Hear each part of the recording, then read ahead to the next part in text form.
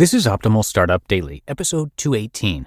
Make time for self-reflection and what happens if you don't, by Stephen Warley of lifeskillsthatmatter.com.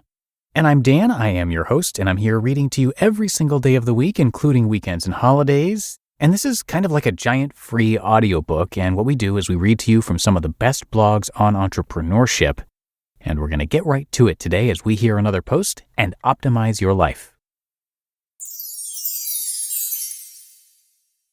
Make time for self-reflection and what happens if you don't, by Stephen Warley of lifeskillsthatmatter.com.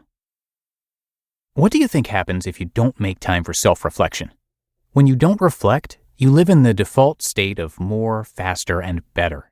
Instead of making choices based on your needs, you make them based on the needs of others or what you think others expect of you. Sure, you're running super fast, but are you sure you're still even headed in the right direction? As the pace of change accelerates, it's one of the 4 work trends I've identified changing work as we know it.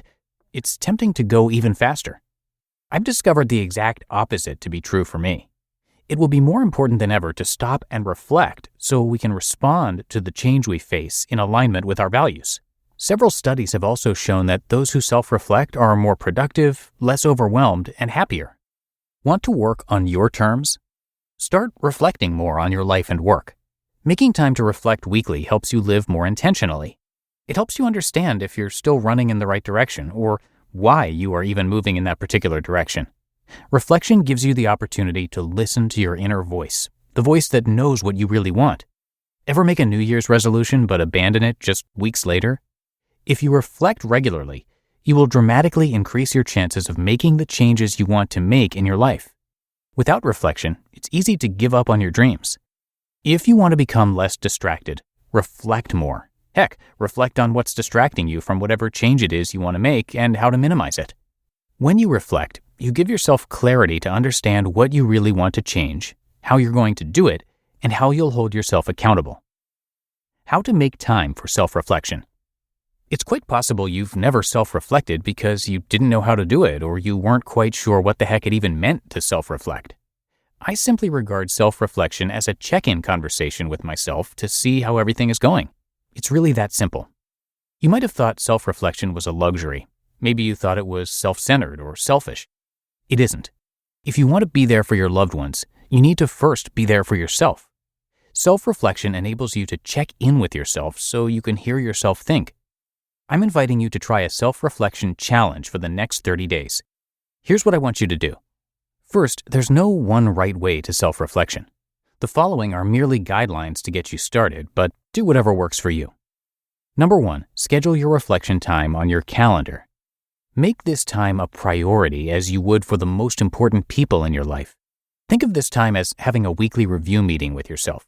Try to schedule about an hour or so.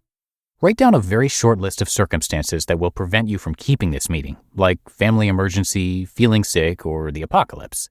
The easiest meeting to cancel is always the one with yourself, so don't let it be anymore. If you want to work for yourself, treat yourself like your most important client, because you are. Number 2, pick a location that makes you feel relaxed, inspired, and has no distractions. Make sure your darn phone is off while you reflect, too.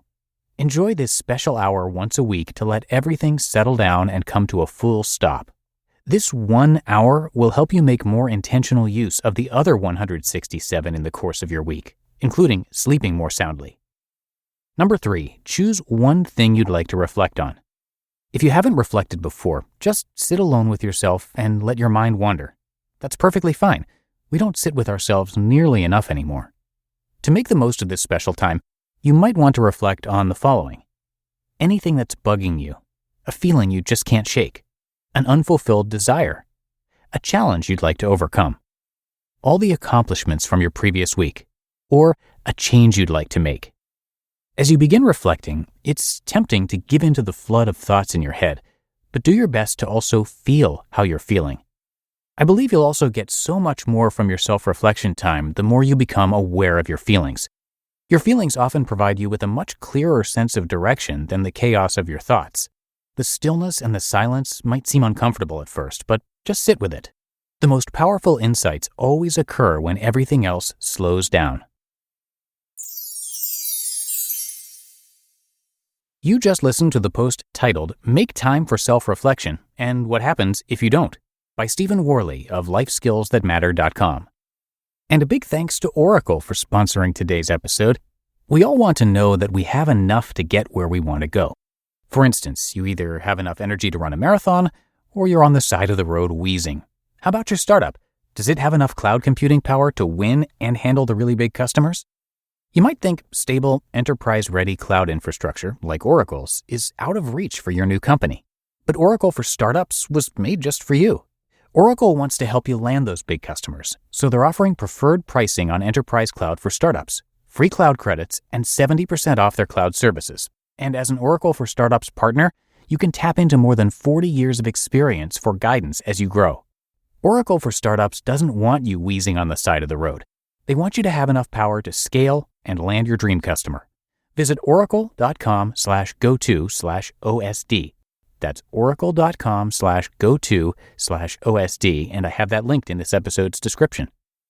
And also thank you to Stephen for giving us permission to narrate from his blog today. You can come visit his site, which I also have linked in this episode's description and at oldpodcast.com. Stephen started Life Skills That Matter back in 2016 to show you how work is changing as you know it and how you can change work to your advantage. He's been working for himself since getting laid off on Election Day way back in 2000. He's obsessed with researching and experimenting with alternative ways of working, and he now makes enough money to live the life he wants without losing his mind from overworking. He also has a podcast where he's interviewed over 500 people who've made the transformation to self-employment. It's called Life Skills That Matter Podcast, and you can also find that on his site, LifeSkillsThatMatter.com. But that's it for today here on the show. I thank you so much for listening each and every day. That is, of course, how we can keep this show going. So have a great rest of your day, and I'll be back with you tomorrow for the Friday show, and there I'm going to have a post from Michael Melberg. So I'll see you there, where your optimal life awaits.